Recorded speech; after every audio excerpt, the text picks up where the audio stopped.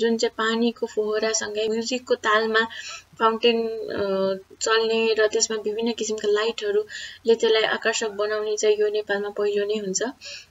र यसको मेन आकर्षक कुरा भनेको चाहिँ यो नेपाली शैलीमा बनेको छ र नेपाली प्राचीन जुन थारूहरूले प्रयोग गर्ने वेशभूषा, भाँडाकुँडा र गरगहना छ त्यसलाई चाहिँ ज्योमेट्रिक आकारमा ढालेर यस पार्कका विभिन्न कम्पोनेन्ट्सहरू डिजाइन गरेको छ। जस्तै थारूहरूले प्रयोग गर्ने पैसाको मालाको आकारमा चाहिँ जुन स्टेपिङ स्टोन छ र त्यस्तै नेपाली पञ्चेबाजाको त्यो धम्मुको आकारमा जुन स्ट्याचुहरू छ त्यस्तै नरसिंहहरूको पनि स्ट्याचुहरू चाहिँ मैले डिजाइन गरेको छु ताकि त्यहाँको लोकल जनशक्तिले पनि त्यो कुरा चाहिँ बनाउन सकोस् र आय स्रोत पनि बनोस् उनीहरूको लागि।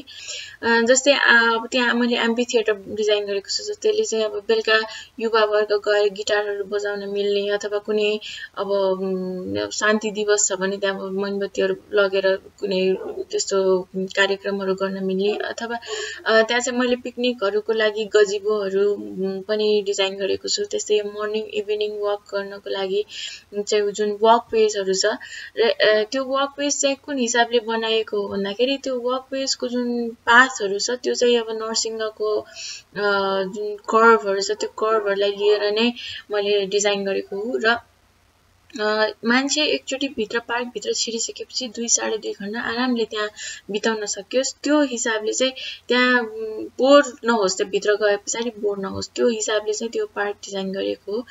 र अब ठाउँ ठाउँमा त्यो जापानिज गार्डन भयो, अब यसको क्यास्केडिङ वाटर भन्छ त्यो पानी पनि बगिरहेको अथवा स्टिल वाटरहरू पनि मैले दिएको छु। त्यहाँ चाहिँ त्यो स्टिल वाटरमा जुन पेबल्सहरू त्यो सानसानो ढुङ्गाहरू युज गरिन्छ त्यो चाहिँ अब भेरी नदीको जुन गिटीहरू छ त्यो ढुङ्गा सानसानो गोलो गोलो ढुङ्गाहरू युज गर्न मिल्छ।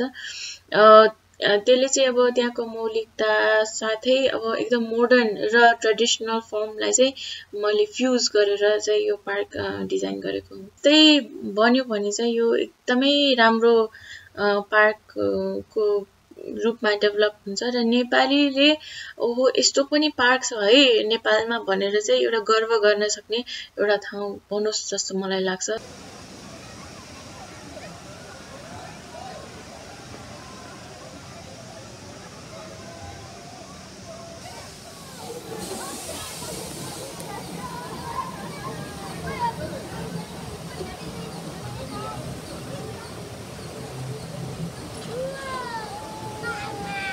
यो क्रमागत योजना हो।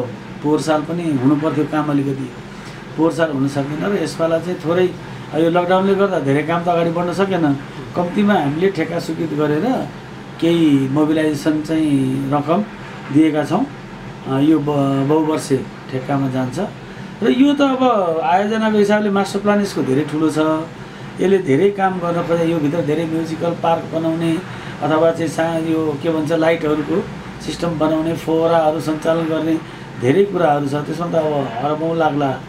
र अहिले तत्कालको लागि चाहिँ कम्तीमा यो पार्क बन्ने ठाउँलाई घेरेर राख्ने भन्ने हिसाबले अहिले कम्पाउन्ड वाल अलिकति राम्रो आकर्षक खालको कम्पाउन्ड वालको चाहिँ निर्माण हुँदैछ र त्यो काम चाहिँ अहिले जारी छ।